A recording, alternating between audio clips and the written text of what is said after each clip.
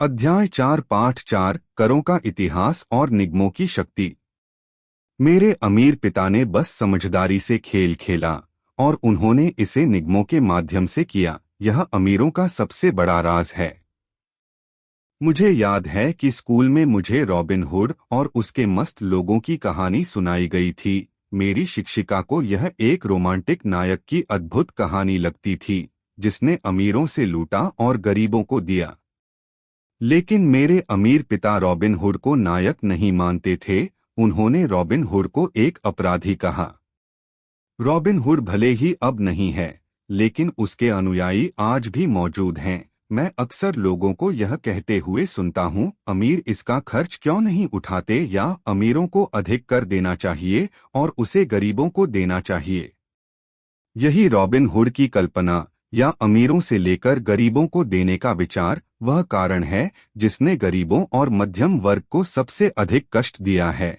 मध्यम वर्ग पर भारी कर लगाए जाने का कारण रॉबिन हुड का यह आदर्श है। वास्तविकता यह है कि अमीरों पर कर नहीं लगाया जाता, बल्कि मध्यम वर्ग, विशेष रूप से शिक्षित उच्च आय मध्यम वर्ग, गरीबों के लिए कर चुकाता है। फिर से यह पूरी तरह समझने के लिए कि चीजें कैसे होती हैं, हमें करों के इतिहास को देखना होगा। भले ही मेरे उच्च शिक्षित पिता शिक्षा के इतिहास के विशेषज्ञ थे, मेरे अमीर पिता खुद को करों के इतिहास का विशेषज्ञ मानते थे। अमीर पिता ने माइक और मुझे समझाया कि शुरुआत में इंग्लैंड और अमेरिका में कोई कर नहीं थे। कभी कभी युद्धों के खर्च को पूरा करने के लिए अस्थायी कर लगाए जाते थे।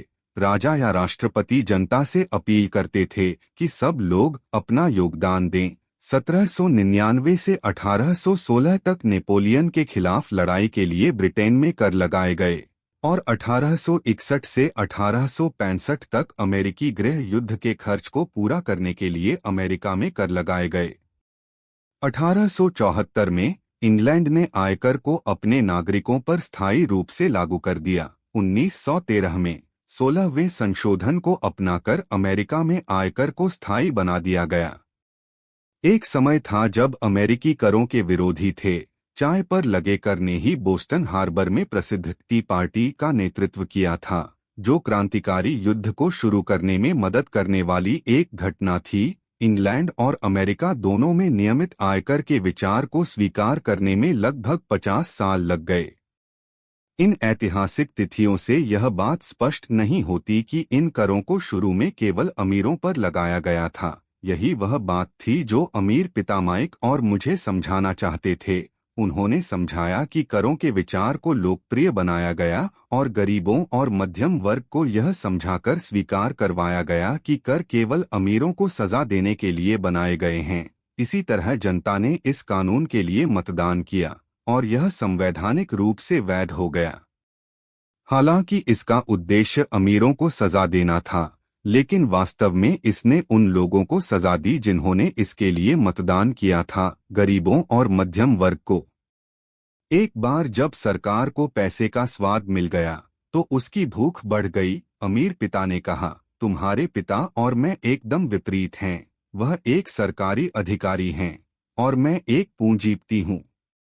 हमें भुगतान मिलता है और हमारी सफलता हमारे अलग अलग व्यवहारों पर मापी जाती है। उन्हें पैसे खर्च करने और लोगों को काम पर रखने के लिए भुगतान मिलता है। जितना अधिक वह खर्च करते हैं और जितने अधिक लोगों को वह काम पर रखते हैं, उतना ही बड़ा उनका संगठन बनता है। सरकार में एक बड़ा संगठन एक सम्मानित संगठन होता है। दूसरी ओर मेरे संगठन में जितने कम लोग मैं काम पर रखता हूँ और जितना कम पैसा मैं खर्च करता हूँ, मेरे निवेशकों द्वारा मुझे उतना ही अधिक सम्मान मिलता है। यही कारण है कि मुझे सरकारी लोग पसंद नहीं हैं। उनके उद्देश्य अधिकांश व्यवसायी लोगों से अलग होते हैं। जैसे जैसे सरकार बढ़ती है, उसे समर्थन देने के लिए और अधिक कर डॉलर की आवश्यकता होती है। मेरे शिक्षित पिता वास्तव में मानते थे कि सरकार को लोगों की मदद करनी चाहिए। वह जॉन एफ कैनेडी को पसंद करते थे और विशेष रूप से पीस कॉर्प्स के विचार को। उन्हें यह विचार इतना पसंद था कि वे और मेरी माँ दोनों मलेशिया, थाईलैंड और फिलीपींस में स्वयंसेवकों को प्रशिक्षित करने के लिए पीस कॉर्प्स के लिए काम करते थे। वह हमेशा अतिरिक्त अनुदानों और बजट में बढ़ोतरी की कोशिश करते थे ताकि वह अधिक लोगों को काम पर रख सकें, चाहे वह शिक्षा विभाग में उनका काम हो या पीस कॉर्प्स में। जब मैं लगभग 10 साल का था, तब से मैं अपने अमीर पिता से सुनता था कि सरकारी कर्मचारी आलसी चोरों का झुंड हैं, और अपने गरीब पिता से सुनता था कि अमीर लोग लालची बदमाश हैं जिन्हें अधिक कर देने के लिए मजबूर किया जाना चाहिए। दोनों पक्षों की बातें वाजिब थीं। यह मुश्किल था कि मैं शहर के सबसे बड़े पूंजीपतियों में से एक के लिए काम करने जाता था और फिर घर आकर ऐसे पिता से मिलता था जो एक प्रमुख सरकारी नेता थे। यह समझना आसान नहीं था कि किस पिता की बात मानूं। मेरे अमीर पिता रॉबिन हुड को नायक नहीं मानते थे। उन्होंने रॉबिन हुड को एक अपराधी कहा। लेकिन जब आप करों के इतिहास का अध्ययन करते हैं तो एक दिलचस्प दृष्टिकोण उभरता है। जैसा कि मैंने कहा, करों को पारित करना केवल इसलिए संभव हो सका क्योंकि जनता ने रॉबिन हुड की अर्थव्यवस्था के सिद्धांत पर विश्वास किया। अमीरों से लो और बाकी सभी को दो। समस्या यह थी कि सरकार की पैसे की भूख इतनी बड़ी थी कि जल्द ही मध्यम वर्ग पर कर लगने की आवश्यकता थी, और वहां से यह कर धीरे धीरे नीचे तक पहुंचता रहा। हालांकि अमीरों ने इसमें एक अवसर देखा क्योंकि वे एक ही नियमों से नहीं खेलते। अमीरों को निगमों के बारे में पता था, जो नौकायन जहाजों के समय में लोकप्रिय हो गए थे। अमीरों ने निगम को एक वाहन के रूप में बनाया ताकि वे प्रत्येक यात्रा में अपने जोखिम को सीमित कर सकें। अमीरों ने अपने पैसे को एक निगम में डाला ताकि यात्रा के लिए वित्त पोषण किया जा सके। फिर वह निगम एक चालक दल को न्यू वर्ल्ड, नई दुनिया में खजाना खोजने के लिए जहाज चलाने के लिए काम पर रखता था। अगर जहाज डूब जाता था तो चालक दल अपनी जान गंवा देता था, लेकिन अमीरों का नुकसान केवल उसी यात्रा में निवेश किए गए धन तक सीमित होता था। कानूनी कॉरपोरेट संरचना का ज्ञान ही वास्तव में अमीरों को गरीबों और मध्यम वर्ग पर व्यापक बढ़त देता है। मुझे दो पिता सिखा रहे थे, एक समाजवादी और दूसरा पूंजीवादी। मैंने जल्दी ही महसूस किया कि पूंजीवादी दर्शन मेरे लिए अधिक वित्तीय समझ रखता था। मुझे ऐसा लगता था कि समाजवादी अपनी वित्तीय शिक्षा की कमी के कारण अंततः खुद को नुकसान पहुंचाते हैं। अमीरों से लोग कहने वाले लोग चाहे जो भी योजना बनाते, अमीर हमेशा उन्हें चकमा देने का तरीका खोज लेते थे।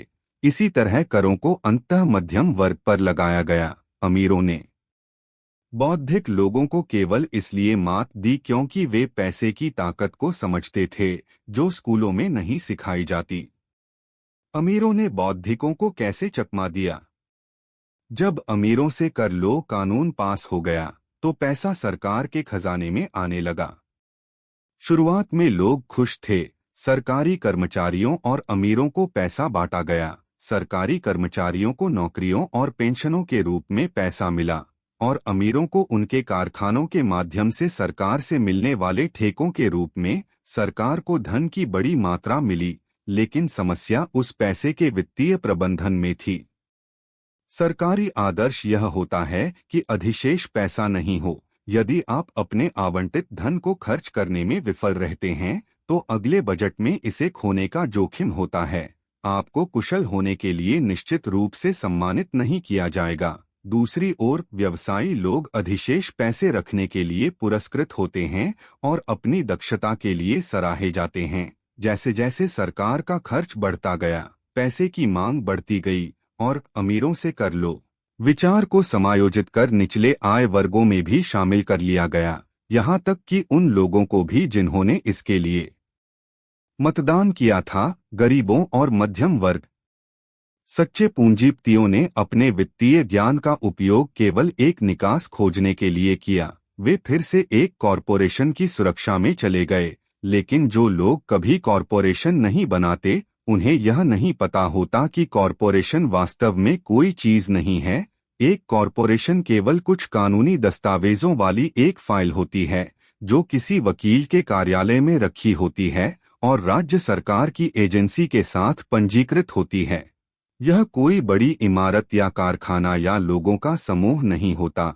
एक कॉरपोरेशन केवल एक कानूनी दस्तावेज है जो बिना आत्मा के एक कानूनी इकाई बनाता है।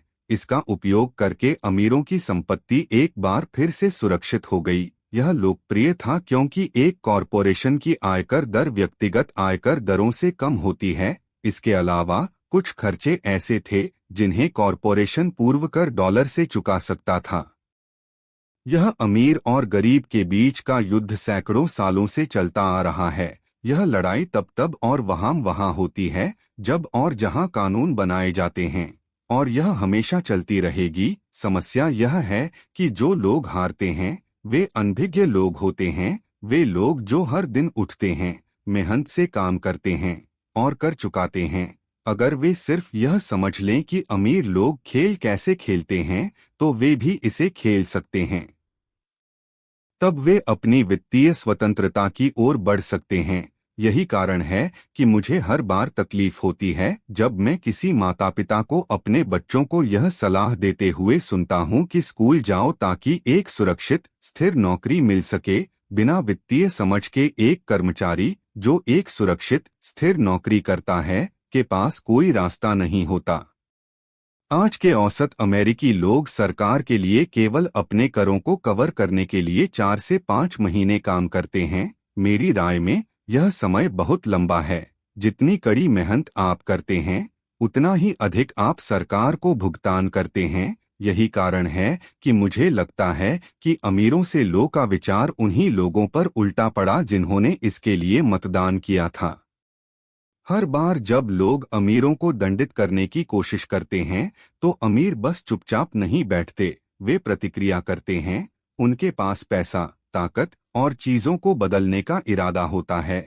वे बस वहां बैठकर स्वेच्छा से अधिक कर नहीं चुकाते। इसके बजाय वे अपने कर के बोझ को कम करने के तरीके खोजते हैं। वे स्मार्ट वकीलों और अकाउंटेंट्स को काम पर रखते हैं और राजनेताओं को कानून बदलने या कानूनी छूट देने के लिए राजी करते हैं। वे अपने संसाधनों का उपयोग करके बदलाव लाते हैं।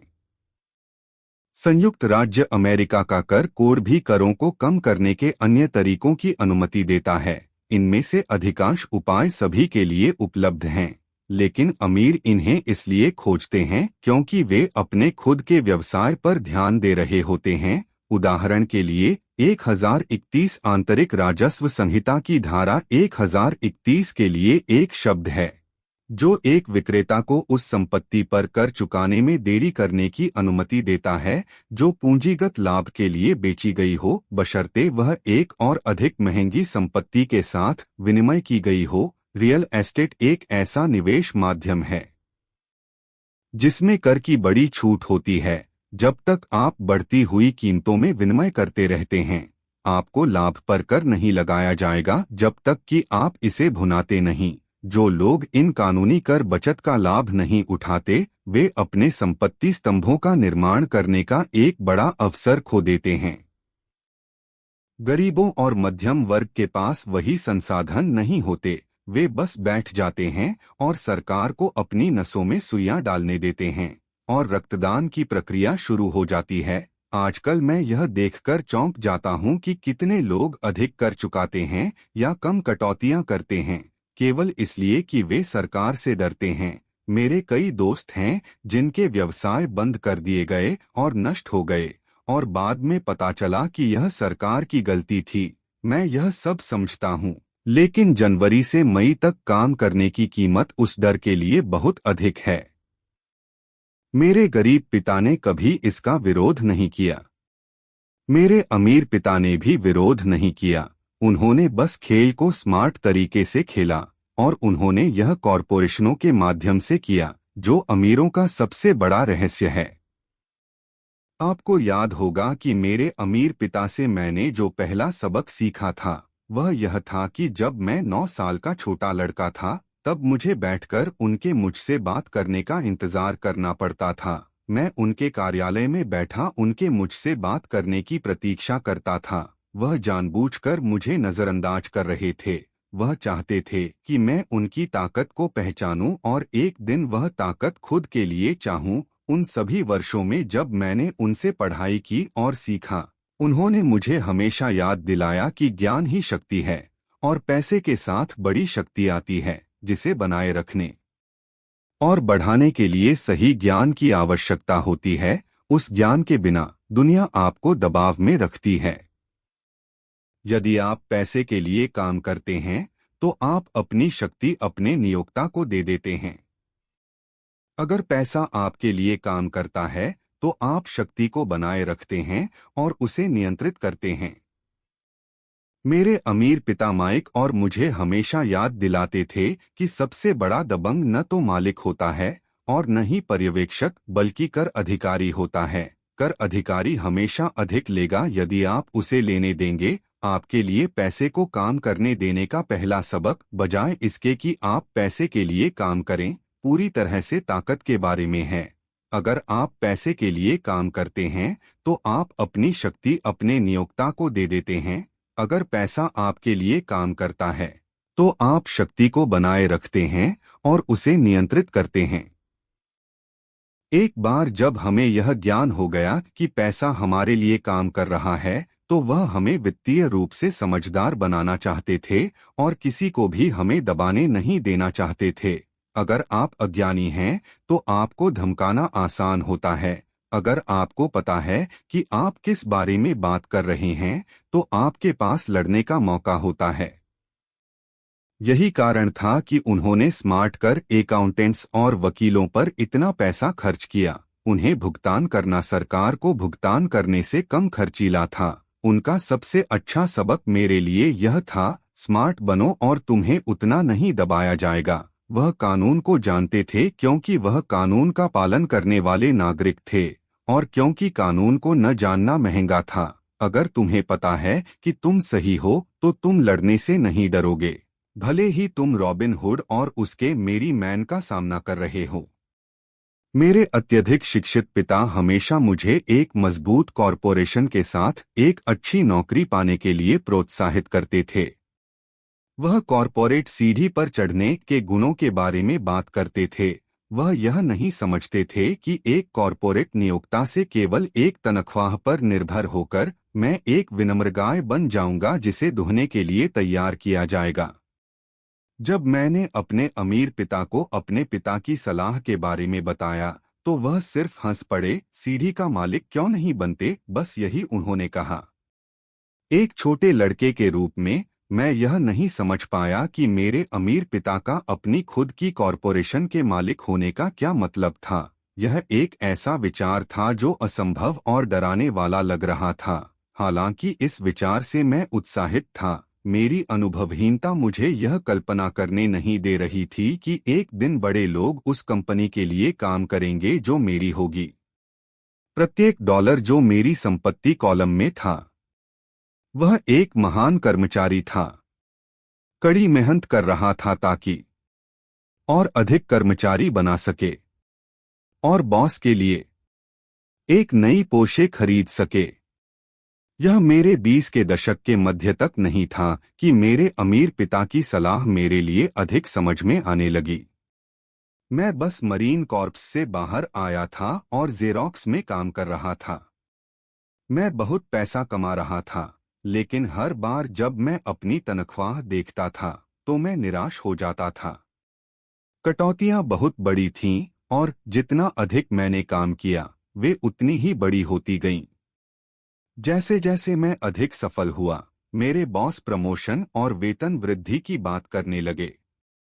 यह सराहनीय था, लेकिन मैं अपने अमीर पिता की आवाज अपने कानों में सुन सकता था। तुम किसके लिए काम कर रहे हो? तुम किसे अमीर बना रहे हो? मुद्दा यह है कि अगर मेरे अमीर पिता नहीं होते तो मैंने शायद अपने शिक्षित पिता की सलाह का पालन किया होता। यह केवल मेरे अमीर पिता की समय समय पर याद दिलाने वाली बातें थीं, जिन्होंने मुझे अपनी खुद की कॉरपोरेशन के मालिक होने के विचार को जिंदा रखा और मुझे एक अलग रास्ते पर रखा। जब तक मैं 15 या 16 साल का था, मुझे पता था कि मैं उस रास्ते पर नहीं चलने वाला था जो मेरे शिक्षित पिता ने सुझाया था। मुझे यह नहीं पता था कि मैं इसे कैसे करूंगा, लेकिन मैं दृढ़ था कि मैं अपने अधिकांश सहपाठियों की दिशा में नहीं बढ़ूंगा। उस निर्णय ने मेरी जिंदगी बदल दी। 1974 में, जब मैं अभी भी जेरोक्स में कर्मचारी था, मैंने अपनी पहली कॉरपोरेशन बनाई और अपने व्यवसाय पर ध्यान देना शुरू किया। मेरी संपत्ति कॉलम में पहले से ही कुछ संपत्तियां थीं, लेकिन अब मैं इसे बड़ा बनाने पर ध्यान केंद्रित करने के लिए दृढ़ था। उन तनख्वाहों, जिनमें सभी कटौतियां होती थीं, ने मेरे अमीर पिता की सलाह के सभी वर्षों को पूरी तरह से समझने योग्य बना दिया। अगर मैंने अपने शिक्षित पिता की सलाह का पालन किया होता, तो मुझे भविष्य दिखाई दे रहा था। कई नियोक्ताओं को लगता है कि अपने कर्मचारियों को अपने व्यवसाय पर ध्यान केंद्रित करने की सलाह देना उनके व्यवसाय के लिए हानिकारक है, लेकिन मेरे लिए अपने व्यवसाय पर ध्यान केंद्रित करना और संपत्तियां विकसित करना मुझे एक बेहतर कर्मचारी बना दिया, क्योंकि अब मेरे पास एक उद्देश्य था। मैं जल्दी आता और मेहनत से काम करता, जितना संभव हो उतना पैसा इकट्ठा करता ताकि मैं रियल एस्टेट में निवेश कर सकूं। हवाई बस उभरने वाला था और वहां भाग्य बनाए जा सकते थे। जितना अधिक मुझे एहसास हुआ कि हम उभरने के शुरुआती चरणों में थे, उतनी ही अधिक जेरोक्स मशीनें मैंने बेचीं। जितना अधिक मैंने बेचा, उतना अधिक पैसा मैंने कमाया, और बेशक मेरी तनख्वाह से उतनी ही अधिक कटौतियां होती थीं। यह प्रेरणादायक था। मैं कर्मचारी के जाल से बाहर निकलना चाहता था, इसलिए मैंने और भी मेहनत की ताकि मैं और अधिक निवेश कर सकूं। 1978 तक मैं लगातार कंपनी के शीर्ष 5 बिक्री कर्मियों में से एक था। मैं चूहे दौड़ से बाहर निकलने के लिए बेताब था। 3 साल से भी कम समय में मैं अपनी रियल एस्टेट होल्डिंग कॉरपोरेशन में जेरोक्स में कमाई से अधिक कमा रहा था, और मेरी अपनी कॉरपोरेशन के संपत्ति कॉलम में जो पैसा आ रहा था, वह पैसा मेरे लिए काम कर रहा था, न कि मैं दरवाजे खटखटाकर कॉपियर बेच रहा था। मेरे अमीर पिता की सलाह अब और भी अधिक समझ में आ रही थी। जल्द ही मेरी संपत्तियों से नकदी प्रवाह इतना मजबूत हो गया कि मेरी कंपनी ने मुझे मेरी पहली पोर्शे खरीद दी। मेरे साथी जेरोक्स विक्रेताओं ने सोचा कि मैं अपनी कमीशन खर्च कर रहा था। मैं ऐसा नहीं कर रहा था। मैं अपनी कमीशन को संपत्तियों में निवेश कर रहा था। मेरा पैसा कड़ी मेहनत कर रहा था ताकि और अधिक पैसा बना सके।